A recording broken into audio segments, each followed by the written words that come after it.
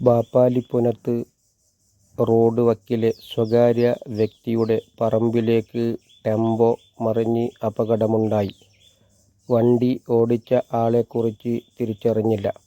എന്നാൽ ആർ.സി. ഓണറെക്കുറിച്ച് പോലീസ് അന്വേഷിച്ച് വരികയാണ്.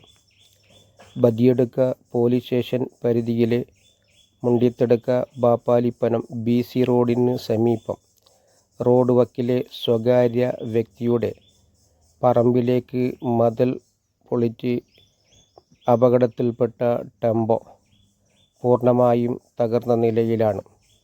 KL 02E6829 407 ടെമ്പോയാണ് അപകടത്തിൽപ്പെട്ടത്. വണ്ടി ഓടിച്ച ഡ്രൈവറെക്കുറിച്ച് തിരിച്ചറിഞ്ഞില്ല. ഞായറാഴ്ച രാത്രിയാണ് സംഭവം നടന്നതായി മനസ്സിലാക്കുന്നത്. എന്നാൽ തിങ്കളാഴ്ച രാവിലെയാണ് നാട്ടുകാരുടെ ശ്രദ്ധയിൽപ്പെടുന്നത്. വിവരം അപ്പോൾ തന്നെ പോലീസിന് നാട്ടുകാർ അറിയിക്കുകയുണ്ടായി. ടെമ്പോയിൽ കുടിവെള്ളം കൊണ്ടുപോകുന്ന ടാങ്കിയും ഉണ്ട്.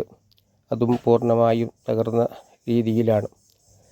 നിർമ്മാണ മേഖലയിൽ ആവശ്യത്തിന് ഉപയോഗിക്കുന്ന വണ്ടിയാകണമെന്ന് മനസ്സിലാക്കുന്നത്.